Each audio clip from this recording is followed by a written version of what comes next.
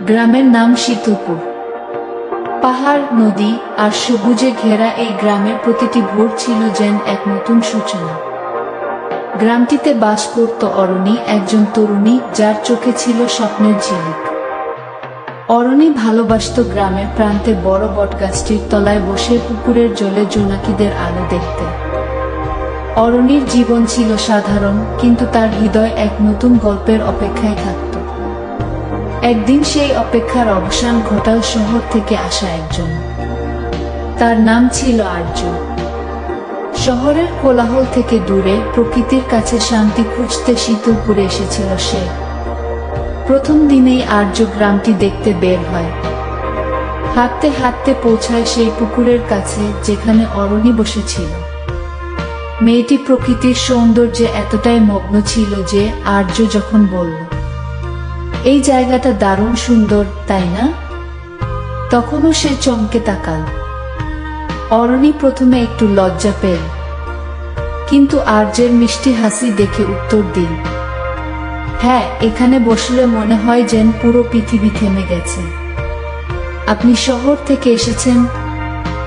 আর্য হেসে বলল, হ্যাঁ, প্রকৃতির কাছাকাছি থাকতে এসেছি, কিন্তু এতটা সুন্দর কিছুর দেখা ভাবিনি কি। সেদিন থেকেই তাদের পরিচয়। ধীরে ধীরে প্রতিদিন বিকেলে তারা একসঙ্গে দেখা করত। অরণি তাকে গ্রামের গল্প শোনাত, পাখিদের ডাক চিনিয়ে দিত। আর্য তাকে শহরের গল্প বলতো, দেখাত ক্যামেরায় তোলা নানা ছবি। একদিন আর্য বলল, তুমি কি কখনো শহরে যাওয়ার কথা ভেবেছ? অরণি হেসে বলল, না, শহরের জীবন আমাকে টানে না। আমার স্বপ্ন এই গ্রামেই গো। আর্য থেমে গেল। তার মনে হলো অরণি যেন প্রকৃতির প্রতিচ্ছবি, নির্মল, শান্ত। তাদের বন্ধুত্ব ভালোবাসায় রূপ নিতে বেশি সময় লাগল না। এক সন্ধ্যায় যখন জোনাকিরা পুকুরের ধারে উঠছিল, আর্য অরণির দিকে তাকিয়ে বলল, তোমার চোখে আমি জোনাকির আলো দেখতে পাই, যা অন্ধকারেও পথ দেখায়। আমি তোমার সঙ্গে থাকতে চাই অরণি। তুমি কি আমার জীবন সঙ্গী হবে? অরণি এক মুহূর্তের জন্য থেমে গেল।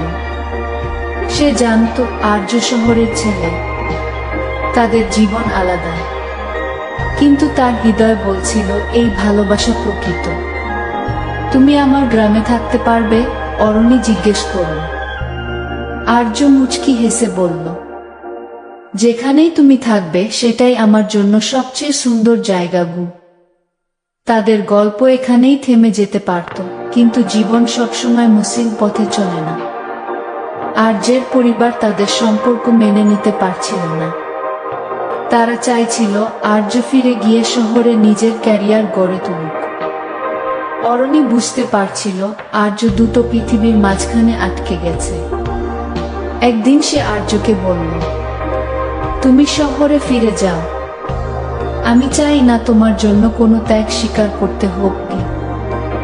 আর্য অবাক হয়ে তাকাল। তুমি কি আমাকে ত্যাগ করতে চাও অরণি? অরণির চোখ ভিজে গেল। না, কিন্তু তোমার সুখটাই আমার কাছে সবচেয়ে বড়। আর্য কিছু বলল না। সে ফিরে গেল শহরে। অরণি আবার একা হয়ে গেল, কিন্তু তার হৃদয় জানত এই ভালোবাসা কখনো হারাবে না। মাস কেটে গেল। একদিন সন্ধ্যায় অরণি বটগাছের নিচে বসেছিল।